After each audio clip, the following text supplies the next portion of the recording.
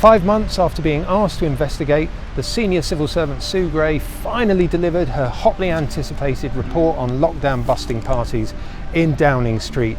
Today, across 37 compelling pages, she delivered what was really a damning indictment of Boris Johnson's number 10 operation, highlighting serious failures of judgment and leadership. Now, Sue Gray investigated 16 different events and gatherings, and she found some absolutely fascinating detail. Describes excessive and late night drinking, one party finishing after 4 in the morning. She also described how the former head of ethics took a karaoke machine to one gathering. She talks about another event where someone was sick, another event where 2 people ended up fighting, and red wine spilled on walls. Absolutely shocking details about what was happening at those parties. Remember, this was in the heart of government where a lot of those rules for lockdown were being set during the pandemic.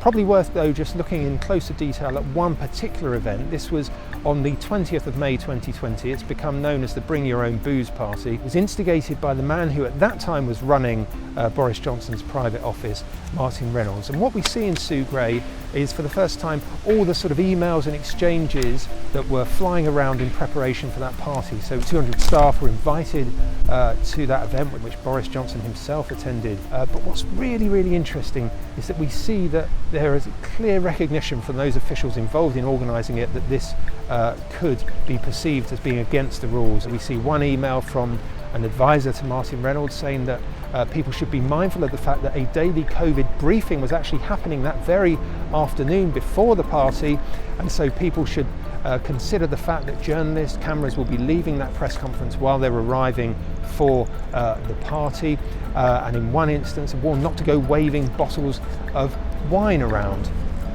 Some days after the event, we see a WhatsApp from Martin Reynolds in which he is talking about something else, but he refers to the drinks and says it seems that we got away with it. So where does this all go from here? Well, we've heard from Boris Johnson a lot today. It's clear that he now feels that it's time to move on. He wants to draw a line under it and start focusing on issues like the cost of living crisis, the war in Ukraine.